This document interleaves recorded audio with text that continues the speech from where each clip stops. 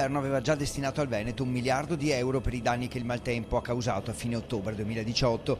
Ora si tratta di ripristinare il territorio. 215 cantieri già attivati, altri 350 partiranno grazie allo sblocco dei fondi annunciato dal capo dipartimento della Protezione Civile Nazionale Angelo Borrelli davanti agli addetti ai lavori, università, vigili del fuoco e protezione civile regionale all'Orto Botanico di Padova. Il governo ha chiesto l'elenco delle opere, cioè come il Veneto intende spendere questi soldi, e il governatore Luca Zaia ha presentato il piano una settimana fa. In giro di pochi giorni il Dipartimento oggi ha annunciato, a voce del capo Dipartimento Borrelli, che ha approvato il piano del commissario Zaia. Quindi da questo momento possiamo attivare tutti i 350 nuovi cantieri che abbiamo intenzione di far partire prima dell'estate. Veneto come esempio da esportare in Italia e in Europa. Prevenzione, analisi dei rischi, protocolli per prendere le decisioni giuste e in fretta. Regione e università unite insomma dai risultati scientifici. Il capo dipartimento della Protezione Civile Nazionale ha detto che il Veneto ha dimostrato di essere un'eccellenza, anzi è molto interessato per esempio a dei modelli idraulici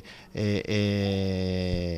meteo che noi abbiamo, che nessun'altra regione in Italia ha, e quindi vuole estenderlo anche alle altre regioni. Veneto regione leader del volontariato, solidarietà, ma anche per gli interventi delle istituzioni contro il rischio idrogeologico.